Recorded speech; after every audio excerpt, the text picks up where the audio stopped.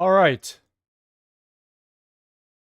I believe we are live. If YouTube would like to load, that would be fantastic. That would be very good. A lot of people would like to know if YouTube has loaded. All right, there we go. We're good. We're up. I hope everybody is having a fantastic day. Another NPC update. What is up? What is up? Okay.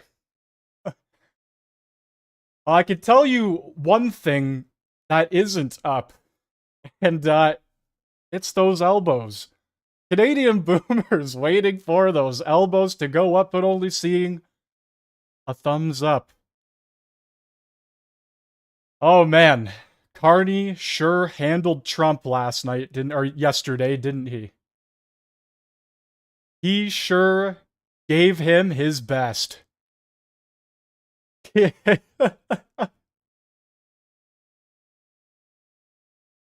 was brutal the way Carney handled him. I mean, guys, we watched for a solid half hour. Trump and Carney meet supposedly for the first time face to face. Carney, his entire campaign, he ran on Trump bad. I'm the man to deal with Trump. I can strike these deals with Trump policies, new trade deals. Okay. Okay. Sure, they probably went behind the curtains, behind the scenes, and talked about stuff. But based on that 30-minute segment there, the way Trump essentially just said, no, there's nothing you can do that will make me remove these tariffs. We don't even want your steel or aluminum or your cars. As a matter of fact, we don't want anything from Canada because we want to start making it here in the United States. Carney just sat there. And yeah, okay, I'll admit, Trump does talk a lot. We all know this. Trump speaks a lot during these press conferences, during these whatever you want to call them. But Carney had multiple opportunities where he could have just been a man, grew a set of balls, and actually spoke, instead of putting his hand out like he was trying to grab the reporter's attention with the force or something. I don't know what he was doing. There were numerous times where he could have said anything, but he just sat there, fidgeting around with his hands, looking awkward, looking nervous. He was not prepared at all, and quite frankly, that was just an embarrassing moment, an embarrassing half hour for him. And we saw it during the French and English debate. He's not good with confrontation. He wasn't good when Pierre called him out. He wasn't good when Yves Blanchet called him out. And even Jagmeet. All three of them called him out to his face, and he was just as awkward in the debates as he was sitting beside Donald Trump. And I said it before, and I'll say it again. When May 26th hits and question period begins again, if he doesn't take some sort of courses to strengthen his speaking, he is going to fall flat on his face because he is just not a strong speaker by any means. He's not a politician. He's a banker. And he's a banker that almost bankrupted the UK. From a former UK Prime Minister, from her own mouth, she said those words. Take a sip of water here.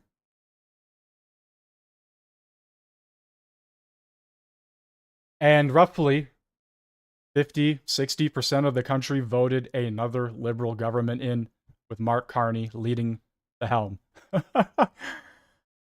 No elbows up, only a thumbs up. What a fake and a total ass kisser.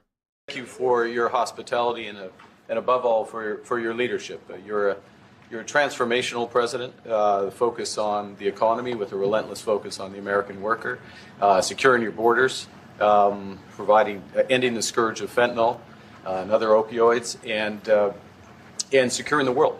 And I've been elected with my colleagues here, with the help of my colleagues here. I'm going to spread the credit, to transform Canada with a similar focus on the economy, securing our borders, again on fentanyl, much greater focus on defense and security, securing the Arctic and developing the Arctic.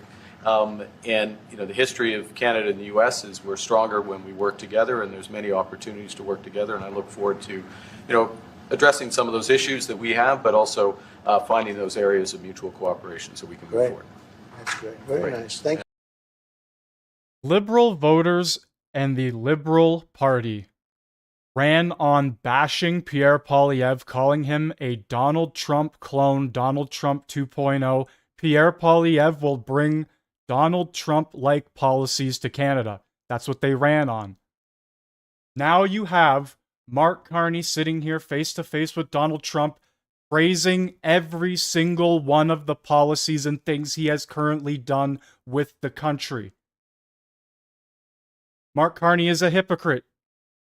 He just lied to everybody right there.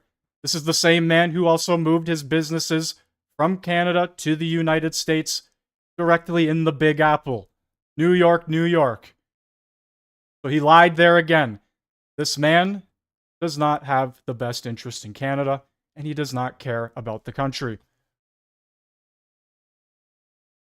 This was downright embarrassing. Anyone who elected Carney because he was the person to deal with Trump should be hanging their heads in shame about now. Elbows up, clowns. We want to make our own cars. We don't really want cars from Canada. And we put tariffs on cars from Canada, and at a certain point, it won't make economic sense for Canada to build those cars. And we don't want steel from Canada because we're making our own steel, and we're having massive steel plants being built right now as we speak. We really don't want Canadian steel, and we don't want Canadian aluminum and various other things because we want to be able to do it ourselves. And we, because of, past thinking of people, we have a tremendous deficit with Canada. In other words, they have a surplus with us. And there's no reason for us to be subsidizing Canada. Canada's a place that will have to be able to take care of itself economically. I assume they can. I will tell you that Trudeau, when I spoke to him, I used to call him Governor Trudeau. I think that probably didn't help his election. But when I spoke to him, I said, so why are we taking your cars? Why are we taking we want to make them ourselves. I said, and if the price of your cars went up, or if we put a tariff on your cars of 25%, what would that mean to you? He said, that would mean the end of Canada. He actually said that to me. And I said, that's a strange answer, but I understand his answer. But no, it's hard to justify subsidizing Canada to the tune of maybe $200 billion a year. We protect Canada militarily, and we always will. We're going to, that's not a money thing. But we always will. But, it's not fair. But why are we subsidizing Canada $200 billion a year, or whatever the number might be? It's a very substantial number. And it's hard for the American taxpayer to say, gee whiz. It's like Carney was in a trance. He was just sitting there, watching Trump speak the entire time. He wanted to say something. And the simple fact is, he should have just spoke. If he was confident enough in his own, let's say it, policies or agenda, or his own thought, then he should have just spoke out. But the simple fact is, he's not a strong speaker. He's not, most likely, a good negotiator. If I had to assume, based on this alone, if you think, let me just paint this picture. They're being nice and they're being presidential in front of the media because they want to paint a good picture. If you think they're going to be this nice to each other behind closed doors when they're actually debating policy and the future of the country, do you really think Donald Trump is going to be nicer than he is right now? Like, I'm just being honest at this point. Donald Trump has been a businessman for decades, and he hasn't been this successful businessman for being a pushover. It's because he's a strong speaker and negotiator, And quite frankly, I think Carney might be a bit afraid of him. I don't know, but just based on this alone, he's afraid to speak out. He doesn't want to interrupt him. My God, he praised his policies. The first things that came out of his mouth was nothing but praise for Trump. After running for months, Orange Man bad and policies are bad. These policies are the ones that Pierre will want to bring in. Pierre is Donald Trump 2.0. This is everything they ran on. And then he sits there and goes, Donald Trump is the man. You can't make it up. You can't make it up. Personally, I don't have a very big issue with Donald Trump. He's going to run the country and do whatever he can to make America great again, to bring the economy back and bring paychecks for the American worker, cut taxes, whatever. Whatever he ran on, he's going to do. And I don't have an issue with it. What I have an issue with is 60% of the country who voted in a man who claimed to be the one for the job and has failed in every single facet so far. Our biggest, one of our largest natural resource distributors, petroleum, gas, $9.1 billion. Parkland was bought by American Sunoco. They claimed they're going to continue operations in Canada, but guess what? That money is going to the United States now. I can only assume a good portion of that oil is going to go to the United States now. The refined resources probably go there. And I was reading earlier that the stock boomed. It actually shot up after it was purchased by American Sunoco. So if that is the overall tone right now for these companies, I can only assume more are going to follow suit. And you can Google it right now, Parkland bought by Sunoco. It's out there. Very easy to do. What about Brazil? I hope Brazil gets another $10 billion straight out of the taxpayer's pocket, because that's a great investment for the future. Speaking of investments, Mark Carney gets very testy when asked about his assets by the Globe's Stephanie Levitz, and then lectures CBC's Rosemary Barton for following up. Let's take a listen. Madam. Mr. Carney, Stephanie Levitz with Globe and Mail. We understand that you have now placed your assets in a blind trust, so you don't know what's happening to them going forward, but you knew what they were going into that blind trust. So what are they? Look, Stephanie, I follow the rules of the Ethics Commissioner. I'm following them well in advance of any of the requirements, as you know, because I know you know this. You know that these requirements come into effect in months. We're talking days after I became Prime Minister. So I'm complying with the rules of the Ethics Commissioner, going through the processes and all those things that are necessary. And I will remind you, and I'll remind Canadians again, that the Leader of the Opposition cannot find it. And look, you look at the questions this evening, you look at the nature of the discussions, look at the nature of discussions I had with the President of France, the Prime Minister of the United Kingdom.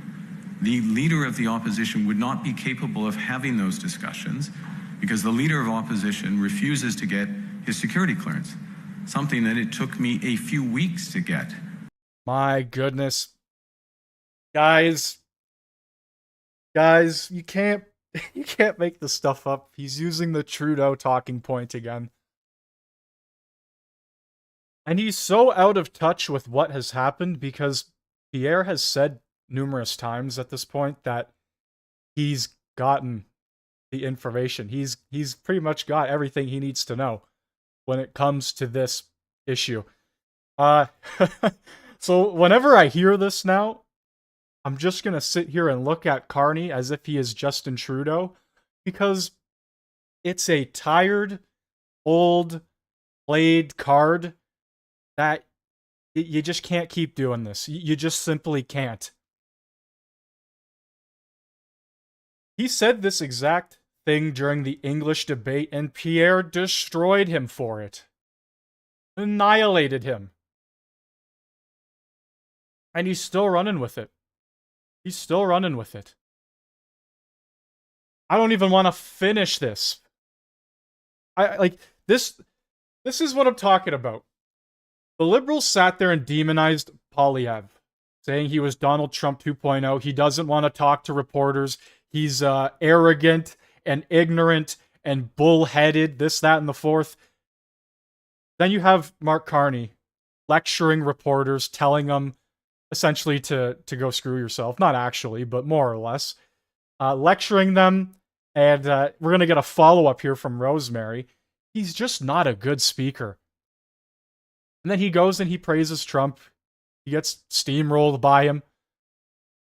Guys, I don't know. You can't make this stuff up. I don't know. Let me know what you guys think in the chat right now. I'm trying to put two and two together here, but it is becoming more and more difficult every day. And he has been the leader of the opposition for 3 years. So I comply with my responsibilities. I comply with the rules well in advance. And the leader of the opposition doesn't take his responsibilities at a time of, well, you should take these responsibilities at any time, but it's particularly remarkable given the stakes in global geopolitics at the moment. The rules say that those assets should be publicly disclosed within 120 days, which means you'll campaign in a coming federal election, most likely within the next 120 days, and are serving as Prime Minister now, with Canadians not being aware of what potential conflicts of interest you sought to avoid. What possible conflict would you have, Stephanie? Stephanie, I'm complying with the rules. I'm complying with the rules in advance. Point final. Are you saying you are not open to any conflict of interest? Yes. Trump spent most of his life in the private sector. There's no possible conflict of interest in your assets. It's very difficult to believe. Look inside yourself, Rosemary. I mean, you start from what? What? How he's giving therapy lessons? He's giving philosophy advice? What is going on here? He's gone all philosophical on Rosemary. And you know what? I don't like Rosemary as much as the next person, but my God, man. Holy. Most of his life in the private sector. There's no possible conflict of interest in your assets. It's very difficult to believe. Look inside yourself, Rosemary. I mean, you start from a prior of conflict and ill will. I have served in the private sector. I have stood up for Canada. I have left my roles in the private sector at a time of crisis for our country. I'm complying with all the rules. Your line of questioning is trying to invent new rules. I'm complying with the rules that Parliament has laid out and the responsibilities of the Ethics Commissioner. And I will continue to comply with those rules. He can't make this stuff up, guys. He's got nothing. He's got absolutely nothing. And this was before the election, might I add. But still, the fact remains that he is just terrible when it comes to answering questions and speaking publicly. It blows my mind that him speaking did not bury his campaign. Like, just moments like this, how did it not bury him instantly? I don't know. I have no idea. Here's another one. Canada's Prime Minister, sadly, Mark Carney, humiliates Trump after their meeting. Trump is a world-class embarrassment. Carney, I'm glad that you couldn't tell what was going through my mind. Reporter, oh, I could. Oh, man, this is exactly what Trudeau essentially did after meeting Trump for the first time back in, I think it was like 2017, 2018. They met at Mar-a-Lago. He invited a bunch of people down to Mar-a-Lago. So we're going to listen to Carney, once again, pulling a Trudeau. Good afternoon, Prime Minister Tonda McCharles, Toronto Star. I was watching your face through the meeting in the Oval Office, and I wondered what was going through your mind when the President talked about erasing the artificial border and how he criticized your predecessor and Madam Freeland. Thank you for your question. I'm glad that you couldn't tell what was going through my mind as that was going through. Look, with respect to the first point, the president has made known his wish about that issue for some time. I've been careful always to distinguish between wish and reality. I was clear there in the Oval Office, as I've been clear throughout on behalf of Canadians, that this is never going to happen. Canada is not for sale. It never will be for sale. Some things, as I said in the room, some things are never for sale. And he agreed with that. So I distinguish between the two. And then with respect to the importance of reestablishing a constructive relationship for negotiations of a partnership, of an economic and security partnership, which is what we were here for. I look forward, not back, and I think we established a good basis today. I don't think he actually did necessarily agree with you. The words that came out of his mouth were something around the lines of, yeah, actually, never say never. He might have chuckled and, he might have said, yeah, it's true that the White House would never be for sale, which was one of the examples that he brought up. Okay, Canada might not be for sale, sure, whatever. You can use that line. You can continue to run on that if you please, after calling Donald Trump's policies and what he's done to the economy fantastic and a phenomenal leader. Businesses are for sale, and I mentioned this in my past stream. Businesses are for sale, and I'm going to keep bringing it up because the Parkland Sunoco, it's huge. I think it's a lot bigger than people are realizing. It's one of the largest distributors in Canada. No longer Canadian owned. It's kind of like on the same level as Tim Hortons being bought out, except, this makes a lot more money than Tim Hortons most likely does. I'm not sure. I don't have the numbers directly in front of me, but if I had to guess, oil and petroleum probably a lot more expensive than donuts and coffee, right? So we're currently watching Canadian businesses just disappear to the Americans, one after another.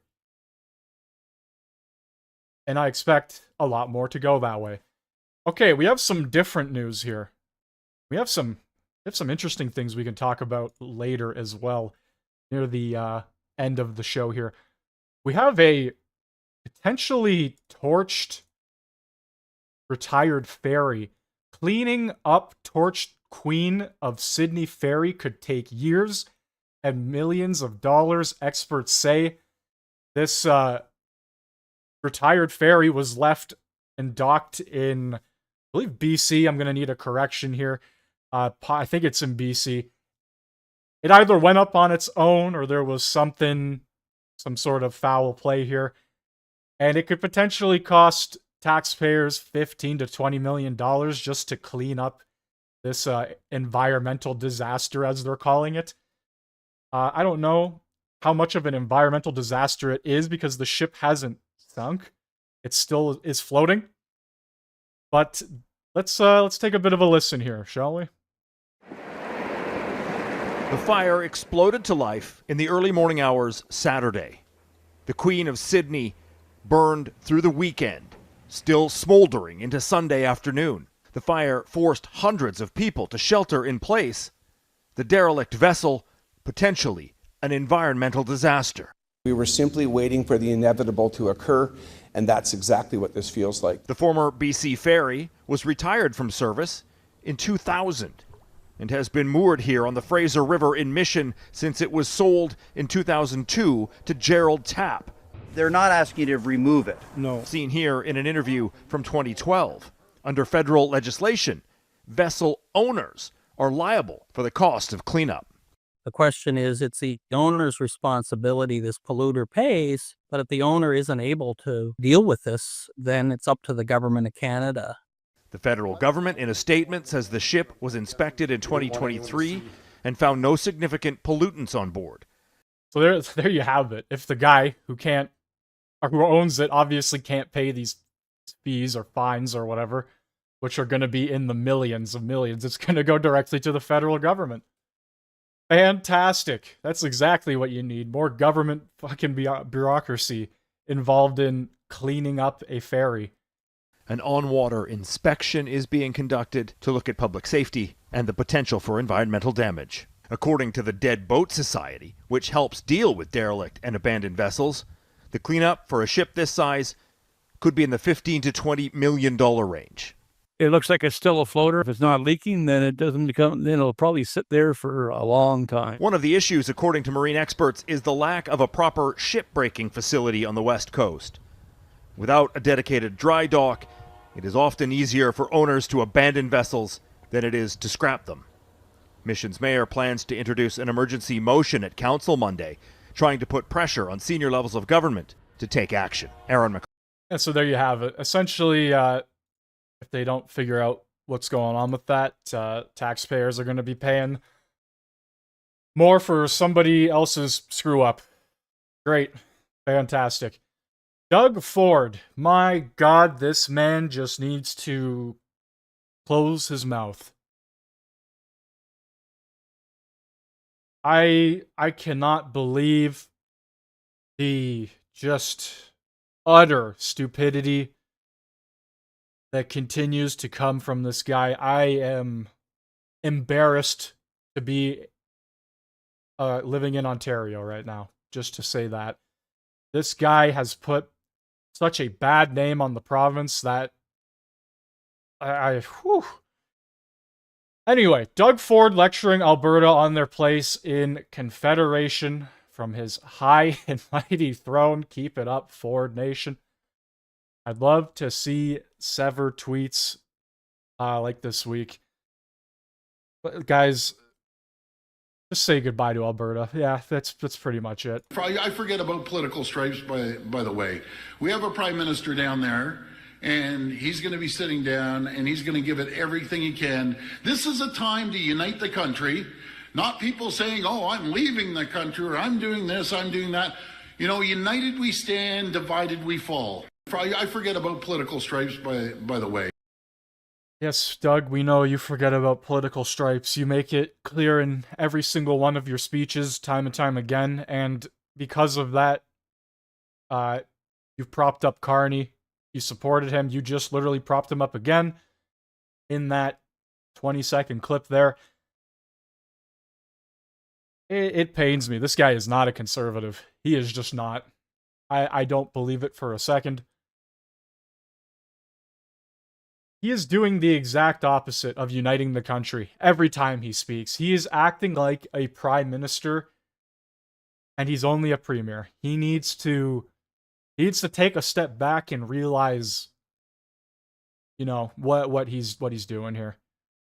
Because it's not a good look by any means.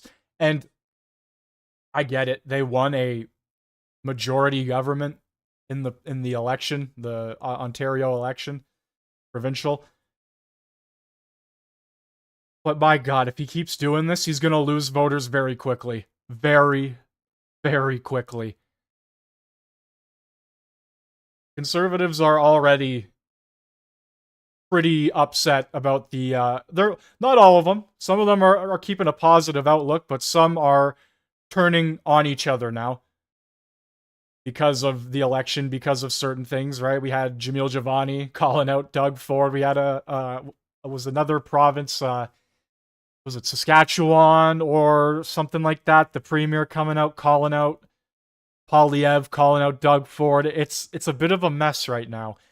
And I understand, like, he wants to unite the country, but he's not doing a good job. Doug, you need to just keep your mouth shut. You're not doing anybody any favors. And Danielle Smith, like, she responds. She responds to it. And I have a great friendship. We don't agree on everything. In fact, I think we supported different people in the last federal election. And that's it right there. We have a great relationship, but we don't agree on everything. It seems like we supported different people in the federal election. I don't even know what to say at this point. At no point in time did Doug Ford say, I back Pierre Poilievre and I believe he is a good leader for the country. It just never happened. He said it about Carney, though. He thought Carney was just the cat's ass. In fact, I think we supported different people in the last federal election. And so we don't have to agree on everything. But what I will say is we have a constructive conversation at the coffee table. I continue to look forward to having a constructive conversation with him at the coffee table. But he's the Premier of Ontario. I'm the Premier of Alberta. We just have different issues that we have to respond to in our respective jurisdictions. I don't tell him how he should run his province, and I would hope that he doesn't tell me how I should run mine. But we have a very respectful relationship, and I hope that continues. As most Albertans know, I have repeatedly stated I do not support Alberta separating from Canada. I personally still have hope that there is a path forward for a strong and sovereign Alberta within a united Canada. So I am going to do everything within my power to negotiate a fair deal for Alberta with the new Prime Minister. My party quite clearly in their founding documents came together and they support a strong, united Canada, protecting constitutional sovereignty, and that's what I've been doing. And there you have it. So, I can't even lie to you guys, it is a bit of a slow news day. Yeah, we had the Carney meeting, but, I mean, I've kind of already beat that horse, essentially, to hell and back. We do have a White House press briefing, which I could only assume they're going to talk about what happened behind closed doors yesterday. And I would like to potentially hear some of that. So we're going to wait for soon a press briefing. And then I do have another thing we can dive into, or I guess I could do that now while we're waiting. It's not domestic, it is international news. But India and Pakistan right now, guys, are essentially in all-out war. I don't know if anybody is covering this. I don't know if any alarm bells have rang on any mainstream media. But yeah, they are in all-out war right now. They're just launching missiles at each other. India is launching ground assaults on Pakistan to take out certain areas of... I gotta be careful with what I show here based on certain images, but India fires missiles on Pakistan, calls it an act of war, and says it downed Indian jets. Like, yeah, it's pretty wild over there, guys. I'm just happy I'm here. We have our own issues. We have Alberta wanting to separate, and Carney wanting to, I don't even know, be best friends with Trump. Fuck, I don't know what he's gonna do. But over there, they're blowing each other up, so I think I'm happy to be where I am, to be honest with you. But yeah, just craziness going on there, along with, obviously, the Ukraine-Russia situation and the Israel-Palestine stuff. Tensions are getting crazy. Everything is going full force over there, I guess you could say. Yeah, they are calling it an act of war. They are in all-out war right now. And I believe this is a response to a attack that happened in somewhere in India. I don't know too much about this, but I just know that it's escalated to a point where they are in all-out war now. Like, just full-fledged ground assaults and aerial attacks and crazy, crazy shit going on there. That's for sure, guys. Anyway, if you are new here, make sure you hit that like button if you haven't already, and hit that sub button. We will be heading into a press briefing. I'm also looking for anything else to talk about while I am sitting here. Like I said, I did some digging today. There is stuff to talk about here and there. We could talk about the potential of the riding in Alberta potentially getting tampered with, allegedly. I don't know. The riding that Pierre is running for in the by-election, there's talks that a group is already possibly wanting to do the same thing. Another 90 voter ballot kind of situation. There is an organization that is Well, they claim that it's really funny. They claim that they don't have any political bias, nor do they want to go after specific individuals, but they didn't do it to Carney, right? And they only did it to Pierre. And the news is getting out more that apparently they're going to want to do it again.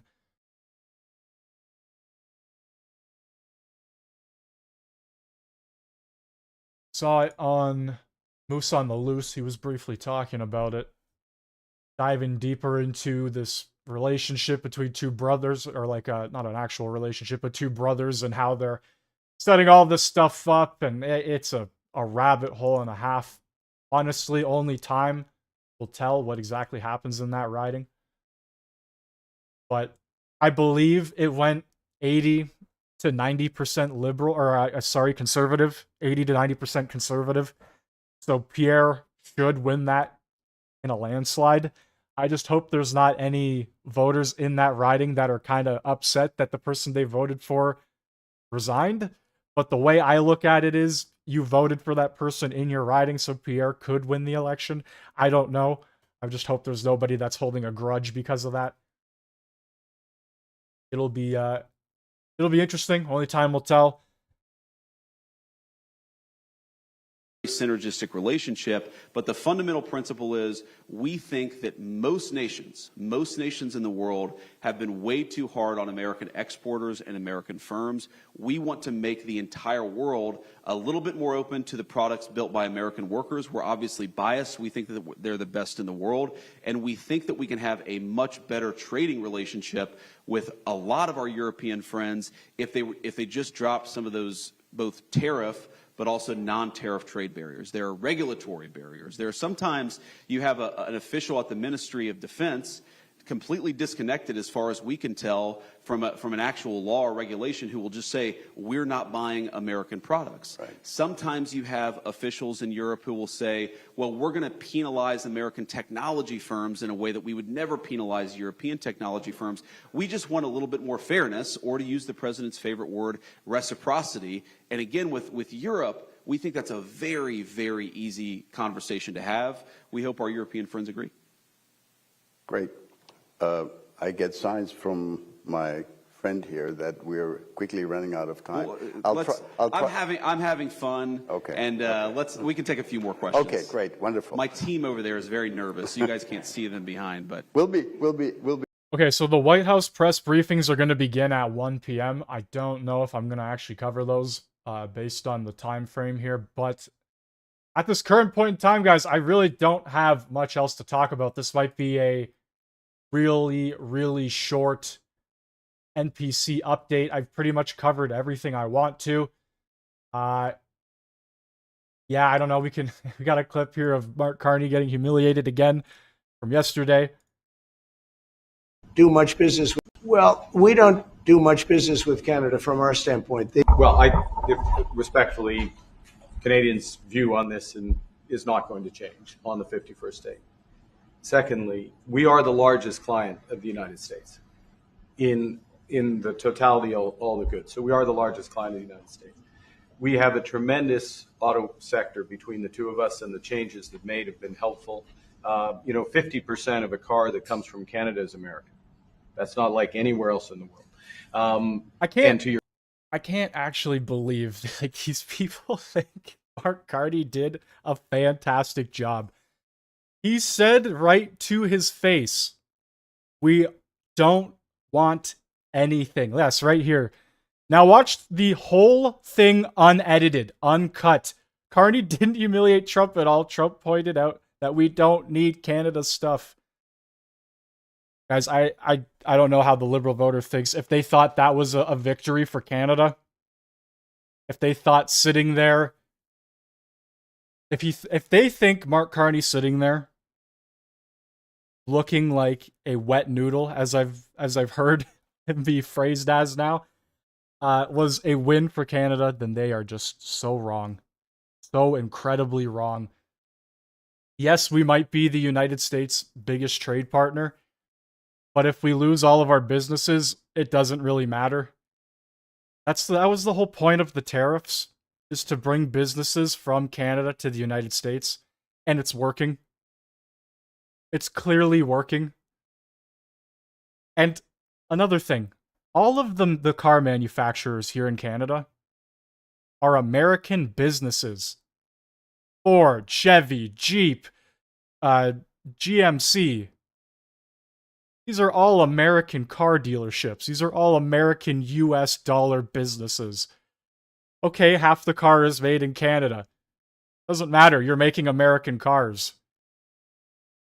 Same thing could be said for Honda. You're making a Japanese car. You're not making a Canadian car. I'm sorry, yeah, sure, you might build the parts there in Canada. You might have manufacturers and plants that build the cars, but you're building them for a company that is from another country. And the simple fact of the matter is, Donald Trump is going to go, all right, guys, we're going to build our American branded cars here in America. We don't need it. We don't need Canada. And people are also acting like the United States doesn't already have steel plants and aluminum plants and fabrication shops. You think the United States is just building these metal shops now? And these steel plants now? No. They've had them for decades. And they're building more because they want to be independent. They want to cut Canada completely out of the relationship, out of the trade agreement. They want to tariff us because they don't want our help.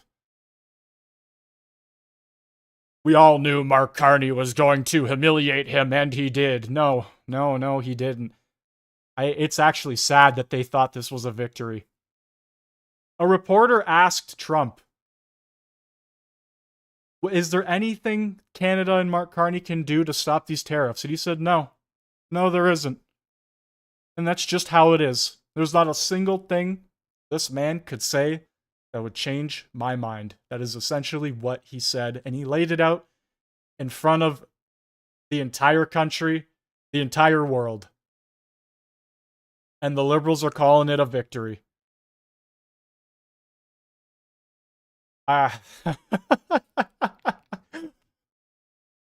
Oh, yeah. No, Canada doesn't have its own car brand. Canada has no independent, actual brand of car. We don't have a GMC, we don't have a Jeep or a Chevy no, it's all American.